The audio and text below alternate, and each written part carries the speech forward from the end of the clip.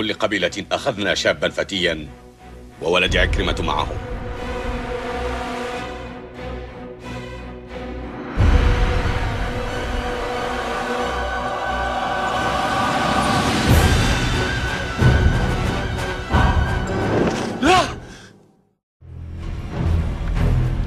Kaum Quraisy terkejut bukan kepalang. Nabi Muhammad SAW yang diincar untuk dibunuh ternyata tak ada di tempat tidurnya. Mereka justru menemukan Ali bin Abi Thalib. Inilah salah satu peristiwa besar yang diperankan Ali bin Abi Thalib yang sekaligus membuktikan keberaniannya dalam membela agama dan Rasulullah SAW, sekalipun harus mempertaruhkan nyawanya.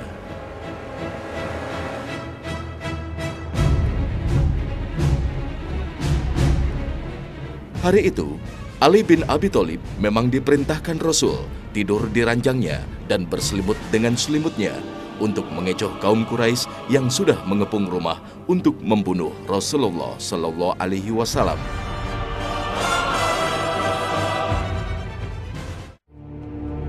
Berkat pertolongan Allah, Rasul berhasil keluar dari rumahnya tanpa diketahui mereka dan langsung melakukan perjalanan hijrah ke Madinah. علي ينام مكانه. هذا الفتى يفتديه بنفسه. أي أناس تحارب.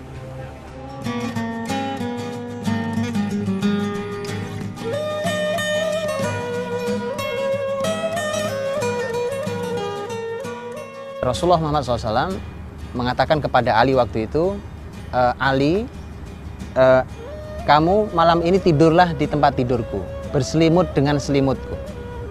Kemudian Nabi mengatakan, ini ada harta ini sekian punya fulan, orang Quraisy. Ini punya fulan, yang disebut Nabi ini adalah harta-harta yang mereka titipkan ke Muhammad SAW. Jadi uniknya bahwa orang-orang Quraisy tidak mau beriman kepada Nabi saat itu, tetapi mereka percaya betul bahwa tempat yang paling aman menyimpan harta hanya Muhammad. Itu unik, mereka percaya amanahnya. Tapi saat Nabi menyampaikan mereka tidak percaya. Tentang Islam Nabi sampaikan mereka menolak. Ali bin Abi Thalib menuruti perintah Nabi. Padahal suasananya sangat genting. Mengapa? Karena seluruh keluarga besar Quraisy yang tidak beriman sepakat untuk mengirim para pemuda dari keluarga besar masing-masing untuk mengepung rumah Muhammad SAW.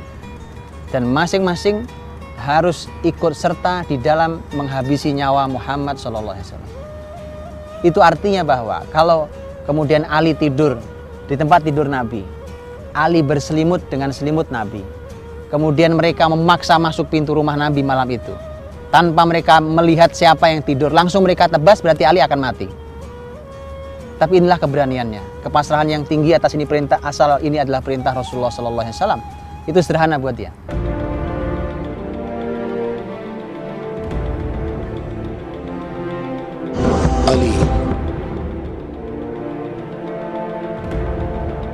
Ali bin Abi Thalib, seorang kesatria Bani Hashim, dikenal memiliki keberanian yang luar biasa dengan keahlian seni perang yang cukup tinggi.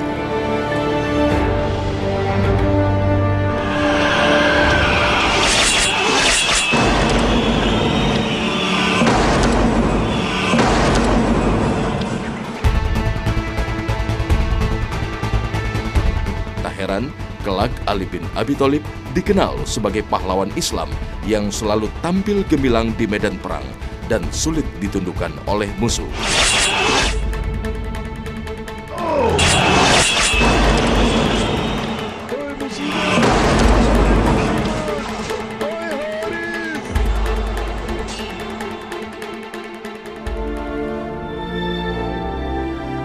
Di balik keperkasaannya, ia juga dikenal sebagai lautan ilmu dan menjadi rujukan ilmu Islam hingga kini. Lahir di Mekah sekitar tahun 600 Masehi atau 10 tahun sebelum Nabi Muhammad diangkat sebagai Rasul. Dalam sebuah riwayat, Ali bin Abi Thalib lahir di dalam Ka'bah, satu-satunya manusia yang lahir di dalam bangunan sederhana yang paling disucikan umat manusia.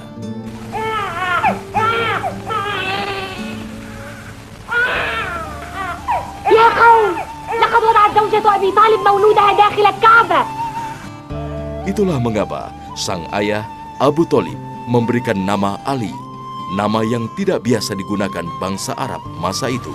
إن هذا المولود الذي على شرفا حينما استقبلته أرض الكعبة لن يكون اسمه إلا عليا هو علي بن أبي طالب. Ini adalah orang pertama yang lahir di dalam fi jaufil Ka'bah, bahasanya fi jauf al-Ka'bah. Jauf itu artinya memang di dalam. Imam Al-Hakim dalam kitabnya Al-Mustadrak, ini kitab hadis, juga menyebutkan tentang kelahiran di Ali di dalam jauf Ka'bah. Walaupun dalam Mustadrak itu tanpa sanad. Saat itu ibunya yang memberi nama. Jadi Fatimah binti Asad itu yang memberi nama Ali. Namanya aslinya adalah Asad. Asad namanya. Asad itu artinya singa. Nama itu kemudian ternyata tidak membuat Abu Thalib ridho. Jadi ayahnya Ali, itu Abu Thalib itu, waktu Ali diberi nama Asad itu sedang tidak di rumah. Kemudian dia sampaikan bahwa ini namanya adalah Asad, artinya singa. Kemudian begitu Abu Thalib pulang, dia tidak setuju dengan nama itu. Maka kemudian diganti namanya menjadi Ali, dari nama Ali. Dan Ali itu dalam bahasa Arab artinya tinggi. Jadi daripada dikasih nama binatang gitu, kemudian berilah nama yang artinya mulia, itu artinya tinggi. Sesungguhnya engkau, wahai Ali, posisimu seperti Harun terhadap Musa. Hanya sayang memang kenabian sudah berakhir, maka engkau bukanlah seorang nabi.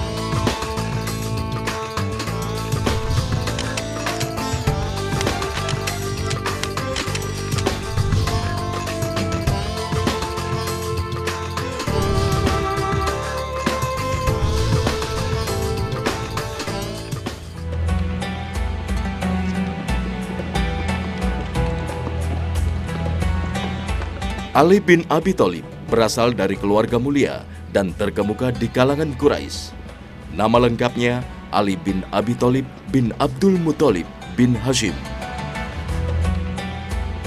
Ayahnya, Abu Thalib, adalah saudara kandung Abdullah, ayahanda Nabi Muhammad SAW. Ali dan Rasul terikat dalam kekerabatan dekat, sama-sama berasal dari tulang sulbi tokoh besar Quraisy, yaitu Abdul Muthalib.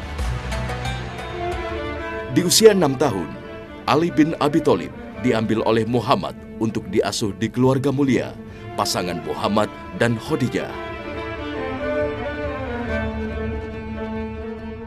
Ini terjadi saat musim paceklik melanda kota Mekah sehingga membuat sulit kehidupan masyarakat, termasuk Abu Thalib yang merasakan kesulitan hidup karena tidak memiliki harta yang cukup.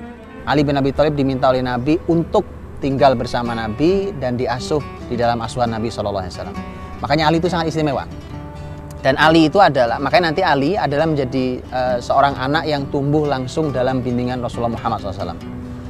Di saat itu belum jadi Nabi, tapi Nabi Muhammad dan Khadijah adalah sepasang suami istri yang dua-duanya penganut Al-Hanifiyah.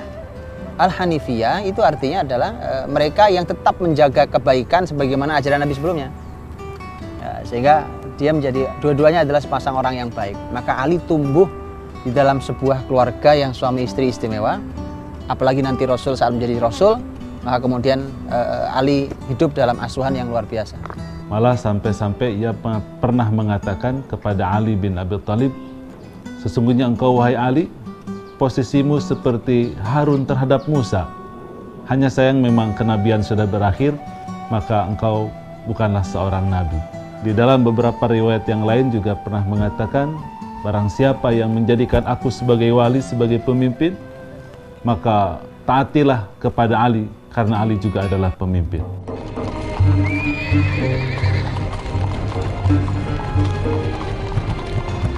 Sejak dini, Ali bin Abi Thalib telah hidup di lingkungan kenabian, sekaligus mengiringi perjalanan sejarah dakwah Rasulullah SAW.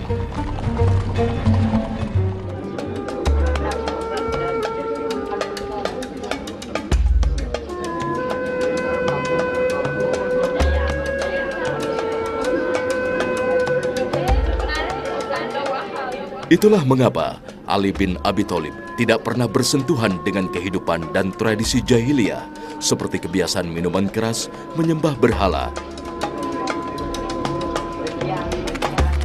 dan berzina.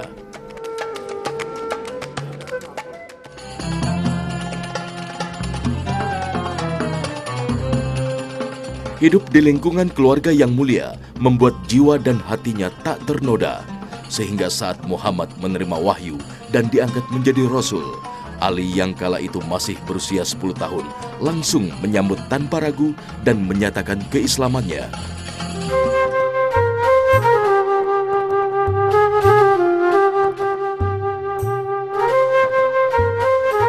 Sejarah mencatat, Ali bin Abi Thalib termasuk orang pertama dari golongan anak-anak yang masuk Islam.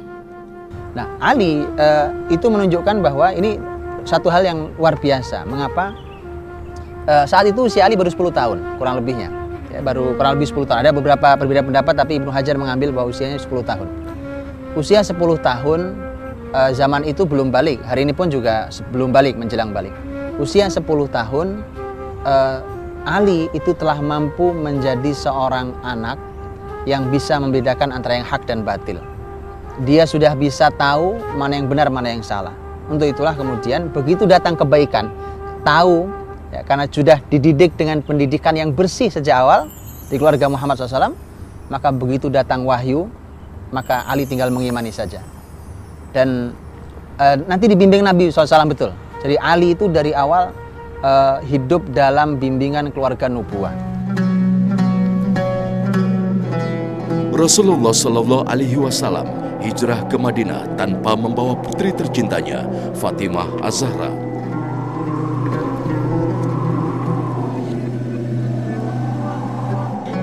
Inilah di antara tugas yang diberikan Rasul kepada Ali bin Abi Thalib. Selain membagi-bagikan amanat harta titipan, Ali harus membawa wanita muslimah dari Bani Hashim dan putri Rasulullah, Fatimah Az-Zahra, hijrah ke Madinah.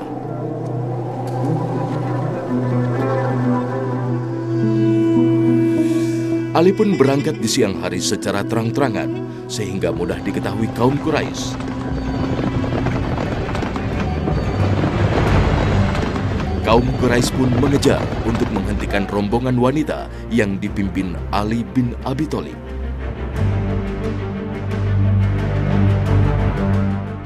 Pernikahan yang sangat sederhana, mudah, tidak bertele-tele, tetapi Nabi tahu persis siapa calon menantunya. Dan itu pelajaran buat para orang tua hari ini. Ya, bukan proses yang panjang, tapi kemudian sebenarnya dia tidak pernah kenal siapa calon menantunya.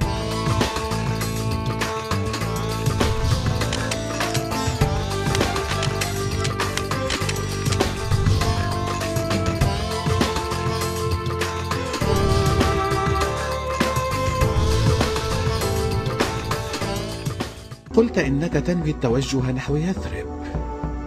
قلت. وقلت إنك لن تعود عن ذلك بأي شكل. قلت.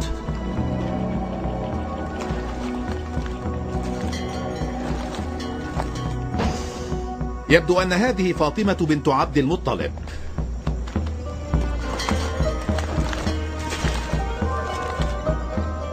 وهذه فاطمة بنت أسد والدتك.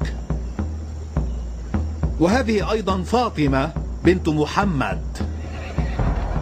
أنا وهؤلاء الفرسان الذين هم من أمهر مقاتلي مكة لم نأتي إلى هنا سوى من أجل إعادتكم،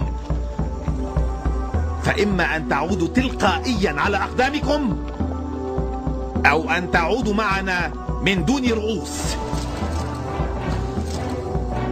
هيا يا فرسان مكة، أعيدوا أنتم هذه القافلة وأنا سأتكفل بأمر هذا بنفسي.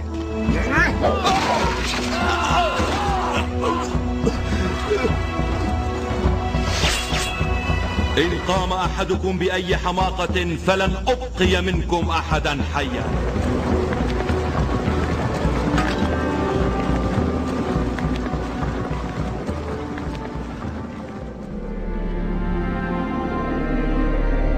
Ali bin Abi Thalib akhirnya meneruskan perjalanan dengan berjalan kaki karena semua kendaraan digunakan para wanita hingga tiba di Kuba dan bergabung dengan Rasulullah Sallallahu Alaihi Wasallam. Rasulullah Sallallahu Alaihi Wasallam terharu melihat kegigihan Ali. berjalan sejauh hampir 500 km hingga kakinya bengkak dan terluka. Tak heran jika nanti setelah tinggal di Madinah, Rasulullah SAW sendiri menginginkan Ali bin Abi Thalib sebagai menantu untuk putri tercintanya, Fatimah Az-Zahra. Sebenarnya Ali suatu saat sampai dia menikah dengan Fatimah, itu dalam kisahnya disebutkan bahwa ada salah seorang pembantunya yang datang ke Ali kemudian mengatakan, tidakkah kamu datang ke Nabi untuk melamar Fatimah? Karena Fatimah ini sudah dilamar nih, sudah mau dilamar. Jadi Anda datanglah ke Rasul minta dinikahkan. Kemudian Ali setelah itu datang ke Nabi SAW. Datang ke Rasul, ya, kemudian Nabi bertanya, kenapa kesini wahai Ali? Ali mengatakan, enggak ya Rasulullah. Dia diam saja gitu ya. Nabi SAW mengatakan, sepertinya kau ingin melamar Fatimah. Wallahu alam, tidak disebutkan dalam sejarah dari mana Nabi tahu bahwa Ali mau melamar Fatimah. Apakah karena wahyu ataukah karena ada informasi yang masuk ke Rasulullah SAW. Tapi yang jelas Nabi mengatakan, apakah kamu mau melamar Fatimah? Kemudian Ali mengatakan, iya Rasulullah. Kemudian tidakkah Nabi menyampaikan agar Fatimah dinikahi oleh Ali, tapi Ali merasa berkecil hati. Dia mengatakan bahwa ya Rasulullah, saya tidak punya apa-apa untuk saya gunakan menikahi Fatimah. Mahar saja saya tidak punya gitu. Nabi SAW mengatakan, bukankah dulu aku pernah memberimu baju besi yang pernah kau pakai untuk senjata itu? Baju besi untuk senjata itu untuk perang itu, kata Nabi itu yang bisa diberikan untuk Fatimah. Maka disepakati bahwa Nabi mengatakan, kalau begitu aku nikahkan kamu dengan Fatimah, dengan mas kawinnya adalah baju besi. Pernikahan yang sangat sederhana, mudah, tidak bertele-tele, tetapi Nabi tahu persis siapa calon menantunya. Dan itu pelajaran buat para orang tua hari ini. Ya, bukan proses yang panjang, tapi kemudian sebenarnya dia tidak pernah kenal siapa calon menantunya.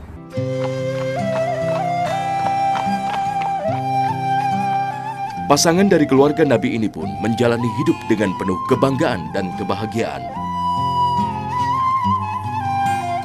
Kehidupan yang sederhana namun dipenuhi limpahan berkah dan kemuliaan. Tak ada teladan hidup sederhana yang lebih indah dari teladan yang diberikan oleh keluarga mulia ini. Keduanya selalu bekerja sama dan saling bantu dalam mengurus keperluan rumah tangga. Suatu saat Rasulullah SAW punya dapat banyak budak. Karena biasanya kalau selesai perang, ada budak-budak. Ali bin Abi Thalib merasa kasihan karena Fatimah itu tangannya juga mulai lecet-lecet, tangannya yang tadinya mulus gitu ya, kemudian mulai lecet karena dia harus mengadoni sendiri kue, dia harus menumbuk sendiri dan seterusnya. Saat ini terjadi, kemudian Ali kasihan, kata Ali, Fatimah, ayahmu baru saja mendapatkan banyak sekali budak, maka datanglah minta ke sana. Fatimah berangkat kepada Rasulullah SAW, ke ayahnya. Begitu sampai, Fatimah mau apa? Fatimah tidak berani mengeluarkan kalimat. Akhirnya Fatimah pulang lagi. Kata Fatimah, saya tidak berani mengeluarkan kalimat ini. Saya nggak berani meminta ke Nabi, ke ayah, kecuali kita berangkat berdua. Maka disepakati, Ali dengan Fatimah berangkat berdua ke Rasul, kemudian meminta, ya Rasulullah, ini Fatimah begini, sampai tangannya lihat seperti itu. Maka kalau ada satu yang bisa membantu kami di rumah, Nabi SAW mengatakan, maukah aku berikan kalian hal yang lebih mulia dari itu? Maka kemudian Nabi mengatakan, bacalah Subhanallah 33 kali sebelum tidur, bacalah Hamdalah 33 kali sebelum tidur, kemudian bacalah Allahu Akbar sebelum tidur. Jadi Nabi mengajarkan itu, bahkan Nabi tidak memberikan kepada putrinya. Ini contoh juga yang mahal. Bukan mentang-mentang bahwa Nabi yang punya kekuasaan terhadap para budak itu hak Nabi. Tetapi Nabi bukan mentang-mentang, justru Nabi ingin memberikan kepada anaknya yang terbaik, dan yang terbaik itu tidak selalu harta ukurannya.